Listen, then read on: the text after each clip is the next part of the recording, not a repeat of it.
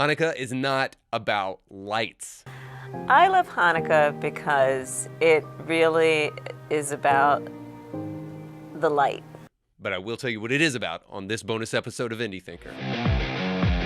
Thanks so much for watching, thank you for subscribing, and thank you for sharing this video with friends. Before we jump into the history of Hanukkah and why it matters beyond the obvious time of year, I want to make sure that you know that this video is sponsored by Element Funding and the Kevin Blair team at Element Funding. Now, friends don't let friends shop for houses without going to the experts.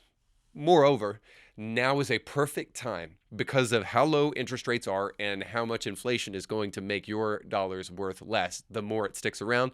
Now's the perfect time to buy a house. So you can go right now on to the Element Funding website by going to kevinblairteam.com and you can be pre-approved for a house right now, absolutely for free, so that you can see what kind of house that you can find yourself in, maybe even before this wonderful Christmas season comes to a close. What a great gift. So make sure to go to kevinblairteam.com, check out our friends over there, let them know that you were sent by Indie Thinker. So why on earth would cackling Kamala Harris have a reason to lie to you about what Hanukkah is really all about? Well, here's why.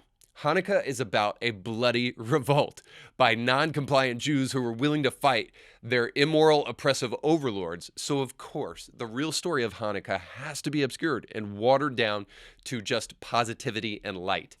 America is too quickly dividing between compliant and non-compliant people for the real story to sneak out of the mouths of our political class. And to be clear, I do not mean the jabbed and the unjabbed. I mean those who believe that the big government has every right to impose its will upon you rather than a people who remain skeptical about the increasing size and the power of the federal government.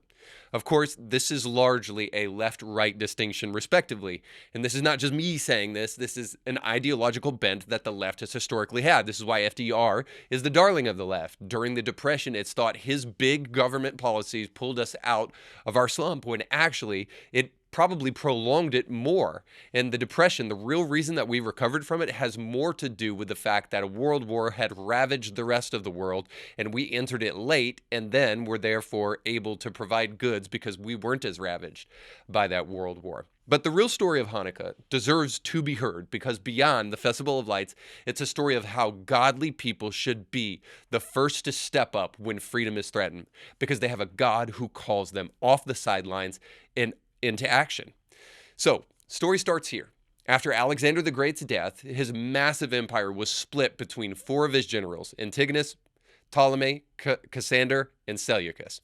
Seleucus became the ruler of the land of Judea, and in 175, Antiochus IV became ruler. He was also known by a really sweet nickname, Epiphanes, which literally means God in the flesh. So as you can tell, this dude was a little stuck on himself.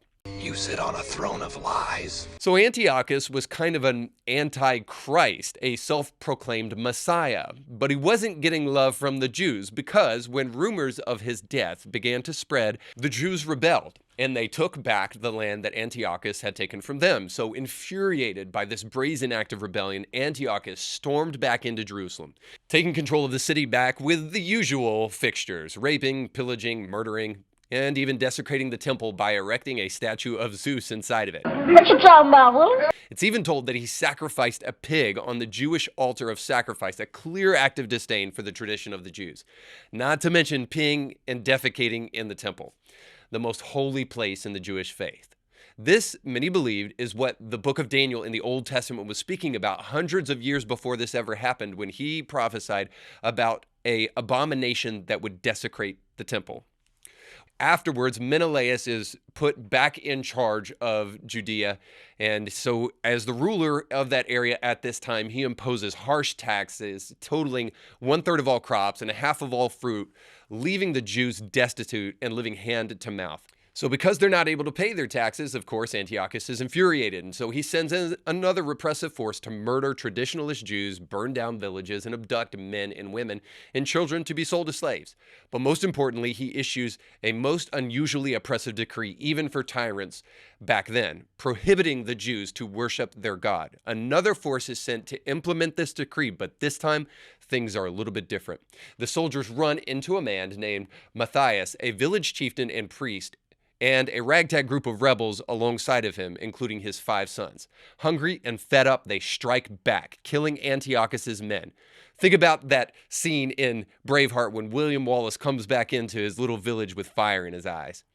Rather than merely flee from the reprisal of Antiochus after this brazen attempt, Matthias and his group roam through the mountains, destroying pagan altars to false gods in villages wherever they go. So upon the death of Matthias, Judah, his son, was appointed leader of the rebellion. And by all accounts, Judah is a brave, good-looking guy, and he can inspire people like nobody's business. And so he inspires his men to fight back against all odds, and after many harrowing battles, finally takes back Jerusalem from the hand of Antiochus's oppressive force in December of 164 BC. One of their first acts after victory was to return to the temple and to relight the holy lampstand, or the menorah, in the temple. There was only one problem. The Jews needed pure olive oil to do that, and all of the casks of olive oil had been desecrated by the Greeks. There was only one jug of oil left that could be found that still had the priest's seal on it, certifying that it could be used for lighting the menorah. But that one jug of oil would only last for 1 day. However, miraculously, it lasted 8 days, just long enough for these battle-hardened men to purify themselves from the battle that they had just fought so that they could ceremonially be clean and make more oil according to Jewish law. That's why the menorah, which Moses mandated to actually have 7 branches, has 9 for Hanukkah. 8 for the miraculous oil that lasted those 8 days, and 1 more for the God who made that oil last. While there's more that could be said about this story, here's the point. There's a lot of people out there that think religion is insipid. And it's because we take great stories like the story of Hanukkah and even Christmas, and we make them effeminate and weak. Hanukkah is not about celebrating positive feelings and light. It's actually about the courage to risk your life for the preciousness of freedom. And Christmas is not about trees and jolly old Saint Nick. It's about sacrificial giving and the birth of God into the world for the sake of all mankind. So let's get honest this season. Christians are called to love, even their enemies, but we are never called to lie to people, certainly not called to lie people into the kingdom. One of the most loving things that you can do is stand for the truth. People will respect an honest person even if they disagree with them, but no one is going to appreciate a softened version of the truth for the sake of being compassionate. Because we still live in the real world, that's actually called deception, and nobody respects that. So while the culture wants to prop up non-existent holidays like Kwanzaa, and religious people fight over Christmas trees and their pagan origins, how about we focus on the things that really matter? The truth is way more powerful than your human sympathy. In fact, it's the most powerful thing any of us have to offer. So let's enjoy it and let's celebrate it this Christmas/Hanukkah season. Thank you so much for watching. More importantly, thank you for liking, sharing, and subscribing. You can catch brand new episodes of Indie Thinker with Reed Huberman every Monday and weekly bonus episodes to keep you thinking throughout the week. But you have to subscribe and click the bell to be notified when new episodes drop. If you enjoy this content, make sure to like this video and share it with friends.